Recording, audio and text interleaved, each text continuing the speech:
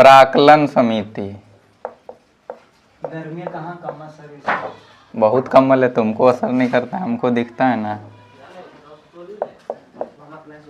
लोक लेखा समिति। तीसरा था लोक उपक्रम समिति। हाँ, लोक उपक्रम समिति। तो दो गो कल पढ़ लिए थे ना। इसमें राज्यसभा से 15 नहीं, लोकसभा से 15 और राज्यसभा से 7, टोटल कितना 22। यही था। आर कहता है हो। अरे फोन में बंद करो रे। इसमें टोटल कितने सदस्य? लोकसभा से 30 सदस्य। यही याद किया है तुम। एक को बार कपियो पलटता है घर आगे लग बाद है,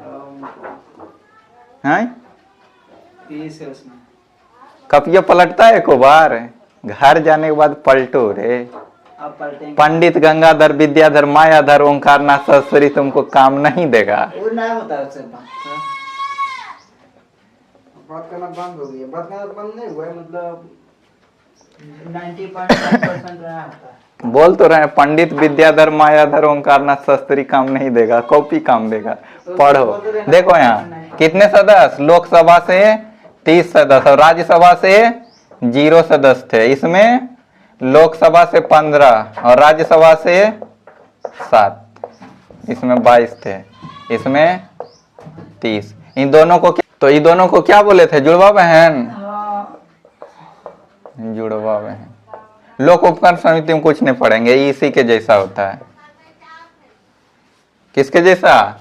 लोक लेखा समिति के जैसा। कुछ नहीं पढ़ना है इसमें। बड़ी तेज दुखाने लगा सर। छुट्टी कैसे दे दो? पढ़ाओ भी थम लगे, जौने थम चली दवाई लग गई। वाह क्या जज्बा है। तो लोग लिख लो, इतना ही तो है इसमें। अब है कहाँ? अब पढ़ेंगे पर्व एगो नहीं लिखा था, परवर और संसदीय समिति अब पढ़ना है। हाँ, एक लाइन और लिखना पहले। इसमें देखो अब सबसे बड़ी समिति तीनों में कौन हो गया? प्राक्कलन समिति। हाँ, तो सबसे बड़ी समिति प्राक्कलन समिति। यहाँ भी लिख सकता है सबसे बड़ी, शॉर्टकट में सबसे बड़ी यहाँ लिख देते हैं हम। सबसे बड़ी समिति। वो तीनों लिखने की अस्थाई समिति में, अस्थाई समिति में वित्तीय समिति, वित्तीय समिति और वित्तीय समिति के अंतर्गत प्राक्कलन समिति। प्राक्कलन समिति सबसे बड़ी होगी। अब अस्थाई समिति समाप्त हुआ। कपड़ा कहाँ रखते हैं?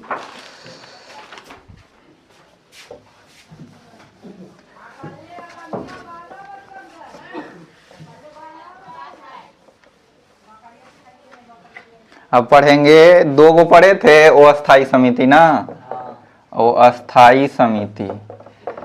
वो अस्थाई समिति में इसको बांटे थे एक परवर समिति और इसको बांटे थे संसदीय समिति। इधर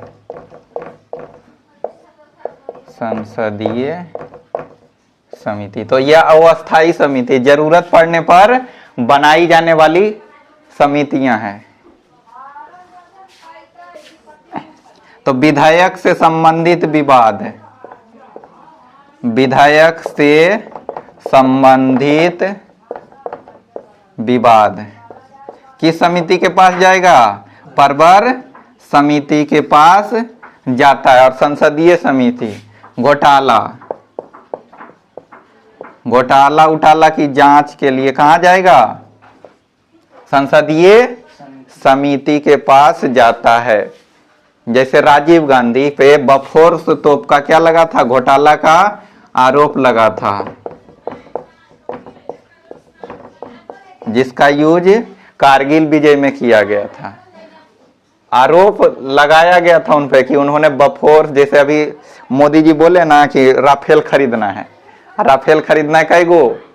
19 गो अच्छी क्वालिटी की, ले आवे खराब क्वालिटी की, हो सकता है ना। या 19 को बोले हैं, हम ले आवे 15 गो। या 50 को बोले हैं और खरीद लें 30 को खरीदें, बाकी पैसा पूछेगा ना देश का कि कहाँ गया। तो इन पे भी आरोप लगा था कि तोप जो खरीद लिए हैं खराब क्वालिटी का खरीद लिए हैं। राजीव गांधी उस समय प्रधानमंत्री थे, उन पे आरोप लगा था। लेकिन कश्मीर कारगिल विजय जब किया गया कश्मीर में, कारगिल विजय जब किया गया तो उस समय इसी तोप का यूज किया गया था। कारगिल पहाड़ पर है ना, तो नीचे से ये तोप चलाने में ज्यादा प्रॉफिटेबल उस समय काम आया था, बहुत उपयोगी हुआ था नीचे से ऊपर गोला फेंकने में। तो ये तोप बढ़िया था ना, तो ये आरोप झूठा हो गया ना। लेकिन यह आरोप उन पे लगा था। तो घोटाला उटाला के जांच की बात करेगा तो कहाँ जाएगा? संसदीय समिति करेगी। और किसी विधेयक से संबंधित विवाद हो जाए, दोनों पक्षों में कोई मत नहीं बने कि इसके पास होना है, देश के लिए अच्छा रहे, तो एक समिति बनाई जाएगी तुरंत। कौन सी समिति? परवर समिति। जैसे जीएसटी, इस पे विवाद हो, जिस समय कानून बन रहा था उस समय विवाद हो जाए तो ये एक विधायक ही रहेगा ना। उस समय बिल ही रहता है ना, याद है? नहीं, ड्राफ्ट तैयार करने के बाद जब लोकसभा में जाता है बिल ही रहता है ना। तो बिल रहता है तो विधेयक, उसी को हिंदी में क्या बोलते हैं? विधेयक।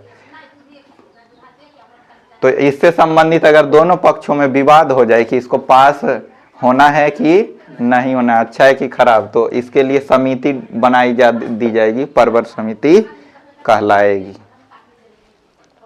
और परवर समिति में सदस्यों की संख्या, सदस्य, इसमें लोकसभा से 30 सदस्य होते हैं और राज्यसभा से भी 30 सदस्य होते हैं। तो टोटल सदस्यों की संख्या कितनी हो गई? 60 नहीं हुई? हाँ, कुल सदस्य, कुल सदस्य। तो यह अलग अलग जांच के लिए जाएगा। तो लोकसभा में से 30 सदस्य इसको चेक करेंगे, राज्यसभा से 30 सदस्य। और इसमें भी सदस्य कितने रहते हैं? 30 के ही रहते हैं। लोकसभा से 30 और राज्यसभा से 30 सदस्य। लिखो। तो देखो, ये अलग अलग दोनों का गठन कर रहे थे, तब इनका अलग अलग जांच कर रहे थे। लोकसभा के सदस्य अलग थे 30 गो, राज्यसभा के अलग थे। लेकिन अगर दोनों को मिला के इसका गठन करेंगे परवर समिति का, तो संयुक्त गठन, संयुक्त गठन, संयुक्त गठन करने पर 30 सदस्य किससे होंगे? लोकसभा से, और 15 सदस्य राज्यसभा से होंगे। टोटल सदस्य कितने हो गए हैं? 45। और इसमें भी जब संयुक्त गठन करेंगे, संयुक्त गठन करेंगे तो लोकसभा से 30 सदस्य और राज्यसभा से 15 सदस्य होंगे, टोटल 45 सदस्य। ये संयुक्त गठन होने पर, जैसे इस 30-30 का गठन किए थे ना, दोनों विरोध कर दें तो संयुक्त गठन करेंगे ना एक के साथ, या कोई उतना बड़ा ये बिल नहीं हो, उतना महत्वपूर्ण ज्यादा नहीं हो, महत्वपूर्ण तो है ही, जब परवर समिति के पास तो महत्वपूर्ण तो है ही, तो संयुक्त गठन करेंगे। तो संयुक्त गठन करेंगे तो मात्र 45 सदस्य आएंगे। ज्यादा सदस्य किससे आएंगे? लोकसभा से, क्योंकि लोकसभा की संख्या क्या होती है? राज्यसभा से अधिक होती है। 545 था, राज्यसभा का 245, इसलिए लोकसभा से अधिक सदस्य रहेंगे, राज्यसभा से कम सदस्य रहेंगे। तो आर्टिकल 118 समाप्त हुआ। 122 तक पढ़े थे ना, बोलो। हाँ, तो बताओ आर्टिकल 122 में क्या था? सुप्रीम कोर्ट संसद की जांच नहीं कर सकता। सुप्रीम कोर्ट संसद की जांच नहीं करेगी, और कॉपी पलट के तुरंत बता दिया कि हाँ। अब 123 पढ़ेंगे, आर्टिकल 123। पहले भी आर्टिकल 123 हम पढ़ चुके हैं। कब? जब राष्ट्रपति को पढ़ रहे थे। पढ़े थे कि नहीं? अध्यादेश की शक्ति, वही है आर्टिकल 123 में, राष्ट्रपति के अध्यादेश की शक्ति है। राष्ट्रपति के अध्यादेश, अध्यादेश की शक्ति। तो वहां राष्ट्रपति के समय ही पढ़ लिए थे, लेकिन है कितना आर्टिकल में? आर्टिकल 123 में है। तो यहां जब पढ़ लिए थे तो अब तुम हमको बताएगा कि राष्ट्रपति का अध्यादेश जारी होता है तो सलाह कौन देते हैं? नरेंद्र मोदी। हाँ, प्रधान नरेंद्र मोदी नहीं देंगे, पीएम बोलोगे, क्योंकि प्रधानमंत्री क्या होता है? चेंज होते रहते हैं। तो पीएम के सलाह से राष्ट्रपति का अध्यादेश जारी होगा। राष्ट्रपति का अध्यादेश जारी होगा तो यह कितने समय तक रह सकता है? 6 माह तक। कितने समय तक? 6 माह तक। बढ़ा नहीं चला जाता है ना, उसमें नहीं। वो पास होने के बाद, मंत्रिमंडल से पास होगा, उसके बाद 6 माह तक रहेगा। और कोई सत्र प्रारंभ हो जाता है तो कितने दिन तक रहता है? 42 दिन तक। सब खा के बैठ गया है। अरे पढ़ो जाके कॉपिया। 5 तारीख को पूरा सुना देंगे। हाँ, 5 तारीख आ रहा है, जल्दी आ जाएगा। कई तारीख? 5 तारीख, जल्दी आएगा। रहा कि 10 दिन बाद तो 5 तारीख हो जाएगा, 25 हो ही गया। सत्र प्रारंभ होने के कितना दिन तक रहेगा? 42 दिन तक। और 42 अगर सत्र प्रारंभ हो गया तो 42 दिन के भीतर इसे क्या करना पड़ेगा? अनुमोदन करना पड़ेगा। नहीं तो यहाँ क्या लिखेंगे? 6 सप्ताह, 6 सती 42, 6 सप्ताह तक। बस इतना ही लिखना है। सत्र प्रारंभ, यहाँ लिखो, सत्र प्रारंभ होने के बाद क्या करना पड़ेगा? 42 दिन के भीतर अनुमोदन करना पड़ेगा, तब राष्ट्रपति की अध्यादेश आगे जारी रहेगा। इसी में देखो, राष्ट्रपति का अध्यादेश आर्टिकल कितना में है? 123 में। और राज्यपाल भी अध्यादेश जारी करते हैं। राज्यपाल के पास भी अध्यादेश की शक्ति होती है। उनका आर्टिकल है 213। कितना है? 213। तो देखो, राष्ट्रपति का कितना? 123। और राज्यपाल का देखो, 2 को एन कर दो, 213। राज्यपाल अध्यादेश अपना जारी करेंगे तो कौन सा आर्टिकल का यूज करेंगे? 213 का। और राष्ट्रपति का कौन सा आर्टिकल यूज होगा? 123 का। आर्टिकल 124। आर्टिकल 124 में सुप्रीम कोर्ट की चर्चा है। किसकी चर्चा है? सर्वोच्च न्यायालय। सर्वोच्च न्यायालय।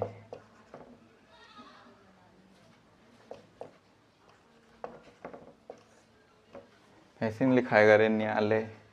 सुप्रीम कोर्ट की चर्चा है। तो सुप्रीम कोर्ट का गठन 1950 में किया गया था। कब हुआ था?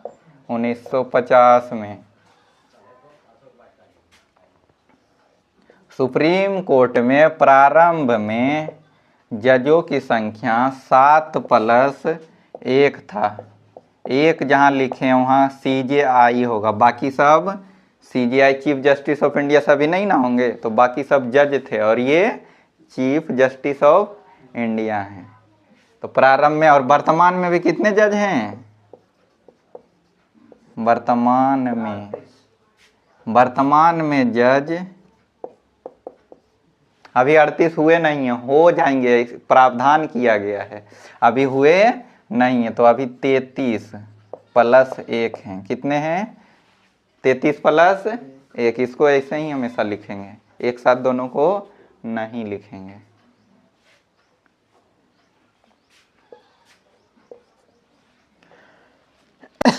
तो अभी मोदी जी इसको क्या किए हैं? बढ़ाने की बात संसद में किया गया है। किया तो बढ़ेगा तो कितने हो जाएंगे? 37+1।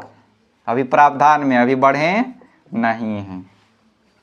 अब तुम्हारा लिए एक सवाल है, खोज के लाना गूगल से सर्च मार के आना, कल पूछेंगे कि वर्तमान में सुप्रीम कोर्ट के जज अभी सीजेआई कौन है। जज तो कितने हैं? 33। तो 33 का नाम नहीं ढूंढना है, किसका ढूंढना है?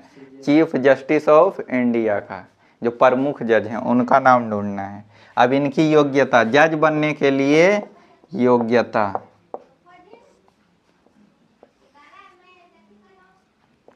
तो इनकी योग्यता में कहा गया है कि या हाई कोर्ट के वकील हों। क्या हों? वकील हो। अगर किसी व्यक्ति को सुप्रीम कोर्ट का जज बनना है तो वह हाई कोर्ट के वकील हो, और साथ में 10 साल का क्या हो? एक्सपीरियंस हो। मतलब वो 10 साल हाई कोर्ट में केस लड़े हों। कितने साल का एक्सपीरियंस चाहिए? 10 साल का। अगर ये योग्यता उनके पास नहीं है तो वह सुप्रीम कोर्ट के जज नहीं बनेंगे। दूसरी योग्यता दी गई है, अगर ये योग्यता नहीं है तो दूसरा का कम से कम पालन करें। दूसरा में दिया गया है हाई कोर्ट में जज हों। क्या हों? जज हों। और कितने साल? 5 साल। 5 साल का क्या होना चाहिए? एक्सपीरियंस। मतलब 5 साल वो क्या रहे? हाई कोर्ट में जज के पद पर रहें, तब जाके उनका चयन किसके लिए होगा? सुप्रीम कोर्ट में जज बनने के लिए। ऐसे उनका चयन नहीं होगा। एक योग्यता और दी गई है, और ये इस योग्यता से अभी तक कोई भी सुप्रीम कोर्ट में नहीं गए हैं। इसमें लिखा गया है कि राष्ट्रपति के नज़र में कानून के ज्ञाता हों। कानून के ज्ञाता हूँ। अगर राष्ट्रपति से मेरी अच्छी पहचान हो और राष्ट्रपति कह दें कि ये व्यक्ति क्या है? कानून का बहुत बड़ा ज्ञाता है, कानून को बुरी तरह से जानता है। हम ये दोनों योग्यता नहीं भी पूरा कर रहे हैं, लेकिन राष्ट्रपति के नज़र में कानून का ज्ञाता हो जाएंगे तो हम सुप्रीम कोर्ट के जज बनने के लिए एलिजिबल हो जाएंगे। तो कोई व्यक्ति हाई कोर्ट में 10 साल का एक्सपीरियंस वकालत के साथ रहेगा तो वो योग्य हो जाएगा। हाई कोर्ट का 5 साल के जज के साथ योग्य रहेगा तो हो जाएगा योग्य, और राष्ट्रपति के नज़र में कानून क्या ज्ञाता हो। लेकिन इतना आसान नहीं है सुप्रीम कोर्ट का जज बनना। ही नहीं कि इतना एलिजिबिलिटी पूरा कर लिया तो बन जाएगा। काहे कि मात्र कितने जज बनते हैं? 33, और एगो सीजीआई 34 से ना रहते हैं, तो इतना आसान नहीं है। इसके लिए कॉलेजियम व्यवस्था है। कौन सी व्यवस्था? कॉलेजियम। यह एक संगठन बना हुआ है जो क्या करता है? नाम देता है। तो 5 जज मिलकर क्या करेंगे? इन सब योग्यता होने के बाद कॉलेजियम के जो जज रहेंगे, 5 जज मिलकर नाम ले जाएंगे राष्ट्रपति के पास। किसके पास? राष्ट्रपति के पास, कि हमें अब क्या सुप्रीम कोर्ट में जज कम हो गए हैं तो, या रिटायर होने वाले हैं, तो हमें हाई कोर्ट इन सब में से किसी एक योग्यता पूरा करने वाले के व्यक्ति का नाम ले जाएंगे राष्ट्रपति के पास और कहेंगे कि इनको क्या होना चाहिए? सुप्रीम कोर्ट का जज बनना चाहिए। तो मतलब ये 5 व्यक्ति क्या करें? नाम सेलेक्ट करें, तब जाके कोई चयन होगा सुप्रीम कोर्ट के जज के लिए। तो कौन सी व्यवस्था बनाई गई है? कॉलेजियम व्यवस्था। अब पढ़ना है इनका रिटायरमेंट। तो ये जब अपने पद से अपदस्थ होंगे तो उम्र दिया गया है, या तो ये 65 साल के हो जाएं, या इनका कार्यकाल 6 साल पूरा हो जाए। कितना साल? 6 साल। तो 6 साल लगभग नहीं होता है, लगभग ये सब पूरा करते करते लगभग 63-64 साल के हो जाते हैं, 62। तो 6 साल की इन्हीं का जल्दी नहीं पूरता है। 6 साल सुप्रीम कोर्ट के जज रह पाना किसी के लिए अब जल्दी पॉसिबल नहीं होता, उनका एज खत्म हो जाता है जब तक। तो सुप्रीम कोर्ट के जज मात्र 65 साल के रह सकते हैं। हाँ, मात्र 65 साल तक नहीं, वो 65 साल से कम एज के रहते हैं। 65 साल पूरेगा तो क्या होंगे? हट जाएंगे, फिर वो सुप्रीम कोर्ट में नहीं रहेंगे। तो 30 साल 35 साल पढ़ाई लग जाता होगा। फिर हाँ। उसको डिग्री पूरा करने तो इसीलिए तो कि कोई भी सुप्रीम कोर्ट के जज मैक्सिमम लोग तो 7 साल 8 साल तो रहा करता होगा। यहाँ दिए ना कितना दिन 6 साल सुप्रीम कोर्ट में 6 साल तक जज रह सकते हैं बने हुए, ये भी पूरा नहीं कर पाते। 6 साल बड़ी रेयर केस में कोई पूरा करते होंगे, लेकिन नहीं, 6 साल किन्हीं का नौकरी नहीं रहता है सुप्रीम कोर्ट में। 2 साल 3 साल होते होते सब सुप्रीम कोर्ट से रिटायर कर जाते हैं। ये नीचे लिख लेना, तो पहले वेतन लिख लेते हैं। वेतन मिलेगा ना सुप्रीम कोर्ट के जज को? वेतन किसको नहीं मिलता था? सीजीआई को। भुला गया। हाँ तो जो आर्टिकल 76। अरे उसको भी नहीं मिलता है, तो जो मतलब सुप्रीम मतलब पद नहीं चेंज करके जाता है। अटॉर्नी जनरल था, अटॉर्नी जनरल को वेतन नहीं दिया जाता था। हाँ, राष्ट्रपति को वेतन मिलता था। कितना वेतन था राष्ट्रपति का? 5 लाख कुछ। 5 लाख रुपया है वेतन। तो सुप्रीम कोर्ट के जज का वेतन, तो अभी कितने जज हैं? 33 + 1 ये जज हैं, और ये मुख्य जज हैं, मुख्य न्यायाधीश। मुख्य न्यायाधीश हैं। तो मुख्य न्यायाधीश का ये एगो जो हैं, इनका 2,80,000 होता है। कितना वेतन होता है? 2,80,000। और इनका वेतन 2.5 लाख होता है। कितना? 2,50,000।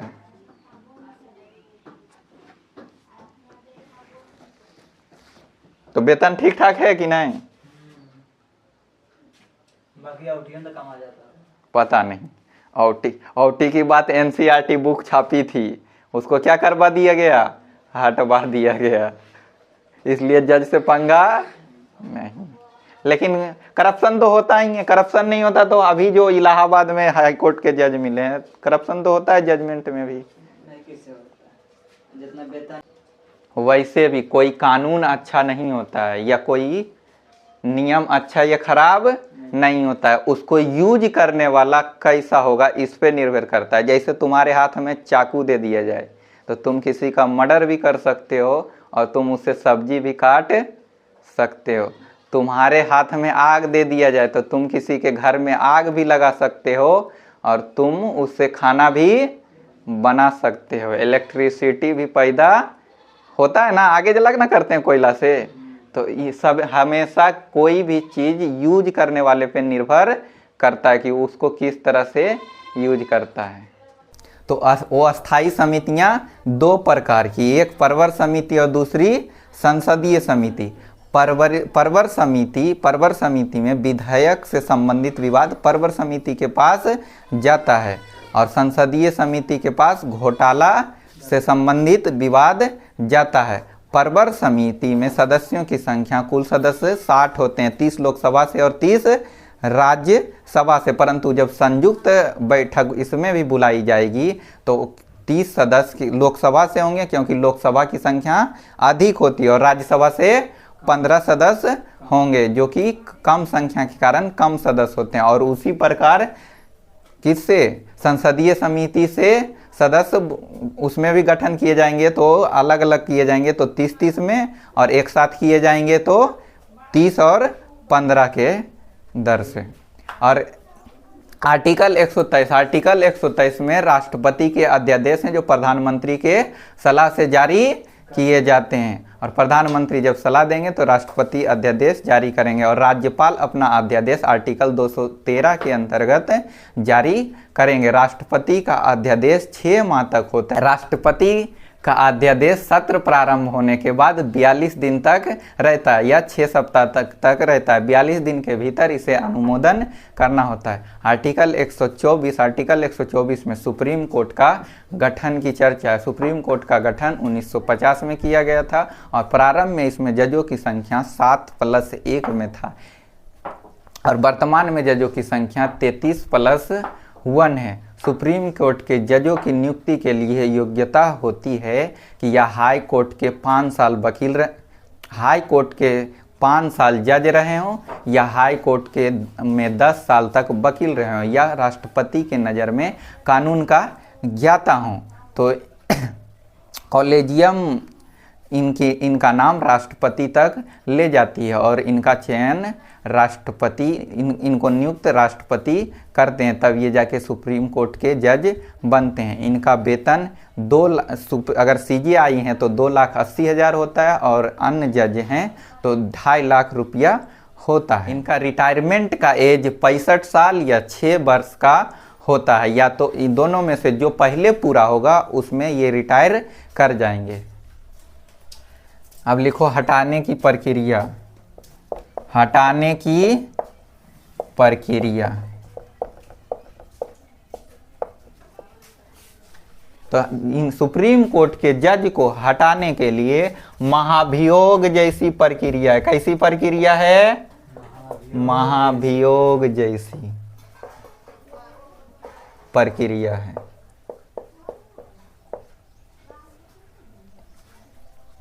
बाकी इस प्रक्रिया को जानना है तो एक और वीडियो बना दिए सुप्रीम कोर्ट का, जाके उसको देख लेना, वहां पे पूरा सुप्रीम कोर्ट है ऑलरेडी। बाकी आगे आर्टिकल पढ़ेंगे तो पढ़ते जाएंगे। लेकिन महाभियोग शब्द किसके लिए था? राष्ट्रपति के लिए महाभियोग जैसी प्रक्रिया होती है।